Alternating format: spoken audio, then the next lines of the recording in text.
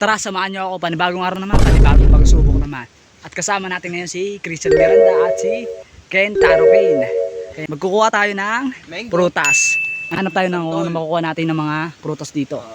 Nandito kami ngayon sa Biguin Province. Ngayon ay sisimulan na namin. Ang una namin kukunin ay ang mangga nga. So si Christian nga ang pinakaabit ko dahil ako naman ay magsasalo. At si Ken Tarokin naman ang nagbidyo dito. Ang una nga hindi ko nasalo dahil napakalayo na.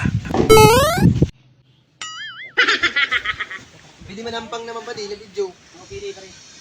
Lumipat naman si Christian ng ibang pwesto. Mabuti naman napakatibay naman ito na panungkit. At si Christian nga ang pinanungkit ko nito hanggang matapos ito. Matagal na kami mga lusan ko plano na pumunta kami sa Biguin. Kaso nga hindi kami matuloy-tuloy dahil napaka-busy namin sa school. Dami namin gawain. Pag nakatin, pa di higda. Dito ay papakita ko na sa inyo ang mga nakuha namin mga mangga. Ito mga lods, mangga. Nagkukuha pa lang si Miranda ng mangga. Kumuha sila ng mga mangga, guys. Ito pala na lugar ay hindi napakahirap na pumunta dito dahil hindi naman bundok ito at napakapatag nga ang lugar na ito. Ang ating mga barkada. Minalaglag na dalawang mangga kaya pinulot ko na. Makikita nyo na may mga alaga na hayop sila tita na manok na nakalagay nga sa kulungan. Bumalik naman kami ni Christian sa unang pisto na ninungkitan niya. Napakadami nga ang bunga ng mangga dito at munti ka pa nga ako mahulugan ng sanga ng kahoy. At ngayon ay pinulot ko na ang nahulog na dalawang mangga. Tinulungan na ako ni Ken na ilagay ang mangga sa pulang basket. Parang aanihin talaga namin ang mangga dito. Lods, nakuha namin na mga mangga. May mga ubal na nga mga lods. Pero mga lods, mas bit ko pa talaga yung hindi pa hinog na mangga dahil napakasarap nga dahil maasim nga at sarap-sarap kagat-kagatin dahil napakatigas nga. Yun. Laki. Makikita nyo na napakalaki talaga ang mangga dito. Darag ko pati ano ba? Para sa mga mahilig na hinog na mangga, para sa iyo to. Wow. Oo.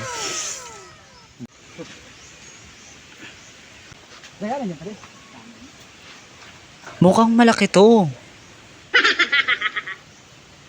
Dito ay parang nahihirapan si Christian na makuha ang isang mangga.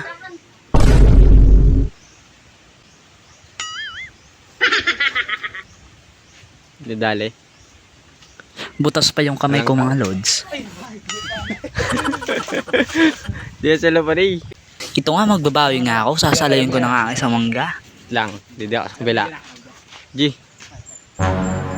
Dahil nga sa katagalan na panunungkit ni Christian ay nangalay nga ang kanyang kamay.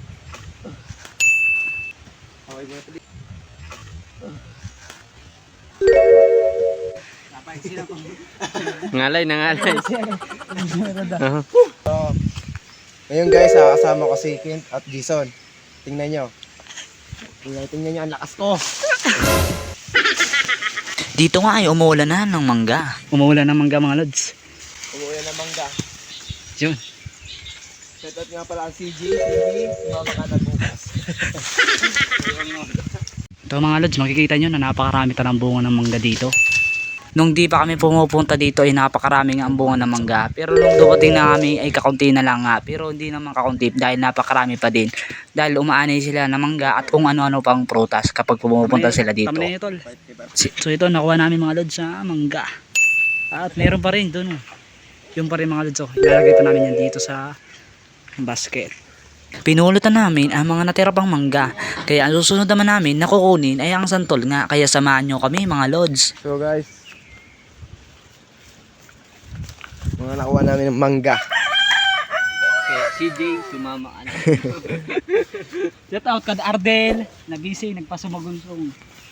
Tapos kan padibrang na puro hiwa lang. Okay, pwede prank. Puro kahiwa. Gusto ng kasama ko bayabas at santol at kung ano pa. Lahat yan kukunin natin. Kaya ba? Arayo, di man. Again na dumari. Sa amin kumuha ng mangga, kaya magkuha naman kami mga lods ng santol. Hahanap kami doon kung meron ba doon. Ito mga kasama ko mga lods. Pati ang mga manok ay pag-alagala lang dito at nakita ng mga tropa ko ang puno ng bayabas. At sabi ko wala pang bunga dyan. Kaya sa kabila meron doon napakarami ng bunga. Kaya ang unahan na namin yung santol. Hello guys. Hello guys. Mga lodsang santol. Ito na.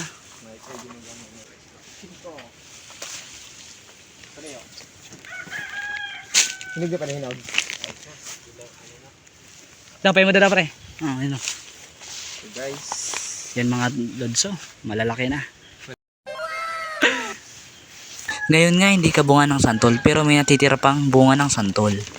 Hindi tayo butang pare. O Oo, dito doon. masori. Mga lods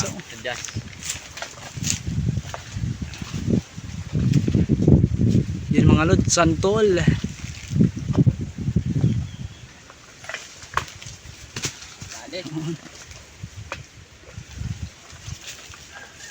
Yun mga lods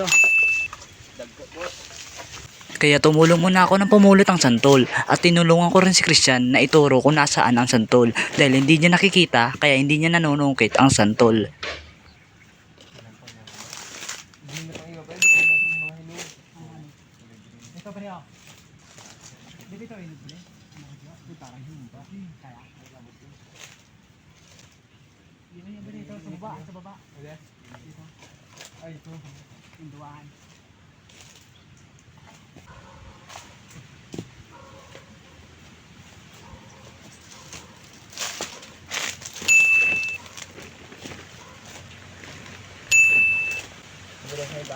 Ito na ang mga lods na nakuha namin. Mga lods. Kunti pa lang ang bunga dito kasi hindi pa tag-ano yan ng santol. Papunta na kami sa Rabis mga lods. Ayan mga lods. Tapos ito yung bayabas. Ang santol tapos berba. Kukuha kami doon. Ito na ang mga lods na ano namin. Mabuti naman ang mga kasama ko ay sanay talaga dito sa bukid. Ito yung mga daanan, may mga manok pa rin mga lods. Patingin-tingin kami sa dinadaanan namin baka may makita pa kaming iba't ibang mga prutas. Ilagay ko nandito yung santol para may magamit pa kami ng sako. Ito mga lods, daming mangga mga lods. Pati dito sa dinaanan namin may mga bunga-bang mangga kaya gusto pang kunin ng mga tropa ko. Ngayon nahanap namin yung berba. Kuha na kami ng berba mga lods. So daming bunga. Ayun na pa, kamunod na lang. Kamunta na lang natin. Ang pagkuha pala nito ay kinakamay lang at hindi ko nasabihan pala yung nakasama ko na huwag yugyugin dahil hindi ito niyuyugyug dahil kinukuha lang baka masira yung sanga. At pinaalalahan nga ako ni Christian na baka malaglagan daw ako ng niyog dahil napakahangin at napakalakas ang hangin at sumasayaw daw yung puno. Kunin niyo pa di may ano? May laya. Kailangan din natin mag-ingat mga lods. Pwede, mahangin ng liwat pare. Basta balaan eh. 1, 2, 3 kita sa di. Ngayon nga ititikman ko na yung berba kung matamis ka ang bunga ng berba nito.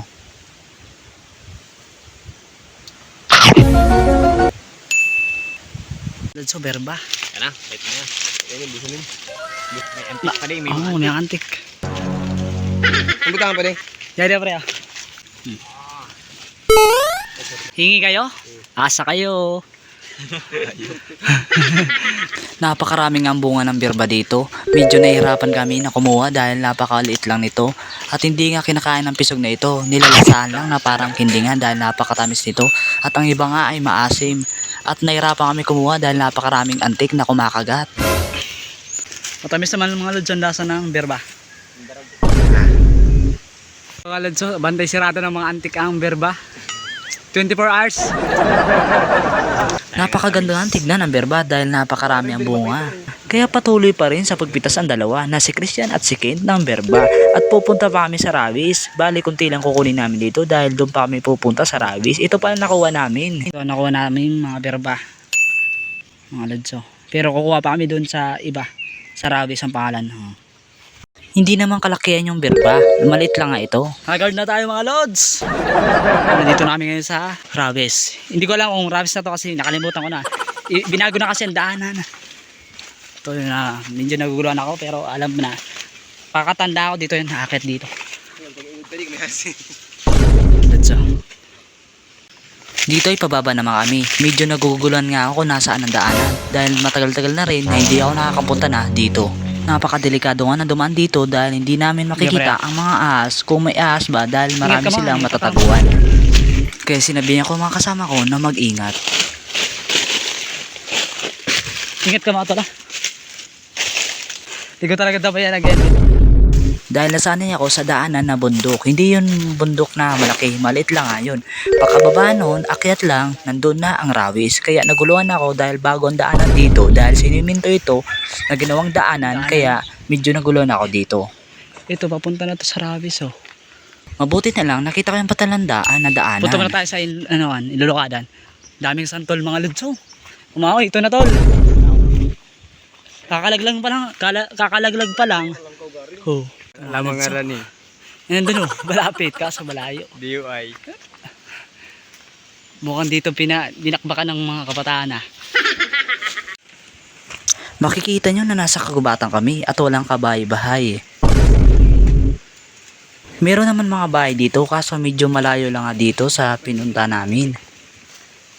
Malayo na. Sabi niya.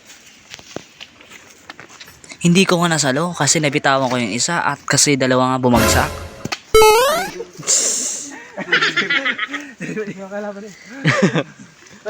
Dito na kami, pataas na kami mga lods. So, makapakasariwa yung hangin. Napakalit pa nga yung bunga ng saging. Oh. So dito pala nag-uring ang iba. Ito mga lods oh.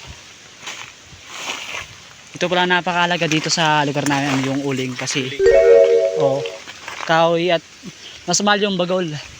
Mas mahalaga to para diyan nagmamahal din yung gas sa silin. Kaya ito gumagamit na lang ng uling. Uling ng niyog at uling ng kahoy. Uling ng mga lods oh. Ugbos bilang ho yung tawag dito sa amin. Napakasarap na na gulay. Ito mga gaway mga lods. Yung mga gaway na gulay. Madami mga lods oh.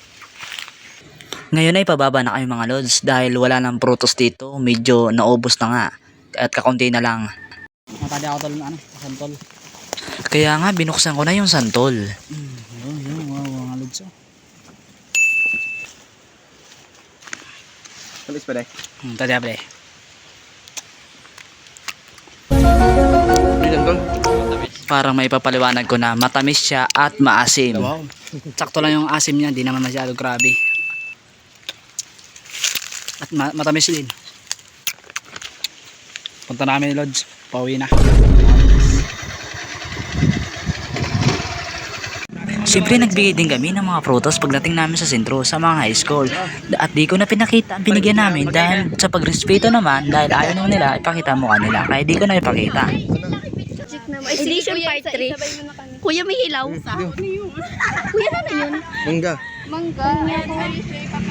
Diba si Kuya, kinuhaan lang niyo yan. Pwede na santol, gusto na? O yan na.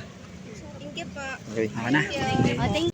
Siyempre hindi namin nakalimutan si Sir at binigyan din namin ng prutas dahil siya ang teacher namin ng college nung hindi pa siya nagre-retired. Mangga naman Lods, ang titikman natin.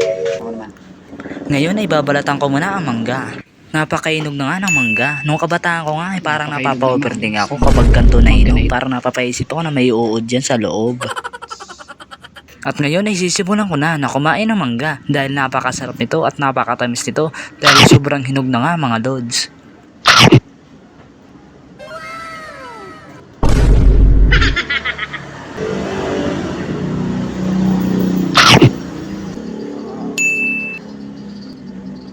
Dahil sinimulan ko na naubusin ang mangga dahil nasarapan talaga ako ng mangga na ito. Ito mga Lods. Balat na lang ang titira mga Lods. Kaya good na, sulit na to sa akin. Tamang-tama na. Titikman ko na yung bayabas mga Lods. Ito naman. Pero paalala, huwag kayong kumain ng mga pisog dito o balat dahil nakaka-appendix to. Para ingat at safe din mga Lods.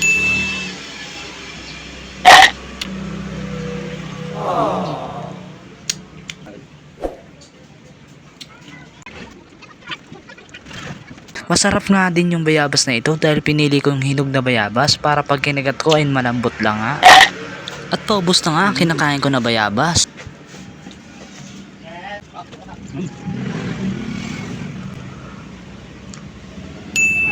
Makikita nyo na wala na nga bayabas sa bibig ko. Napakasulid yung bayabas kasi nakuha namin ay hinog na siya. Hindi pa siya lupa o hindi pa siya, kumbaga sa ano, pwedeng-pwede na siya kainin. Kaya yung bayabas ay napakasarap din. Basta ingatan natin na hindi tayo kumain ng mga balat o pisog ng bayabas kasi nagkakaroon tayo ng appendixan. Kaya para ingat at safe tayo. Yun lang. Natitira pa, marami pa natitira ng mga mangga at kunti na lang natitira ng santol. At meron pa rin bayabas mga lods. Ito mga lods oh. Kaso hindi siya masyado hinog mga lods. Pero ito hinog na ito mga lods oh. At marami pa rin berba. Ito mga lods oh. May kulay green din yun. Ito mga lods, marami pa. Okay, hindi ko na kaya ubusin mga lods kasi sulit na sa akin lods. At busog na ako mga lods. Okay na to. Maraming salamat sa nakaabot hanggang dulo at nakaabot sa video na ito at nagtapos. Maraming salamat sa inyo mga lods. Ingat lagi. Hanggang sa muli mga lods, alagaan nyo ang katawan nyo. Mag-focus kayo sa mga pangarap nyo. Kung saan kayo magaling, diyan kayo. Focus kayo. Huwag nyo mahayaan na kayo ay malulung sa bisyo. Walang mawawala kung susubukan nyo. Try my best. Focus your dream. Enjoy the journey. And God bless. God bless.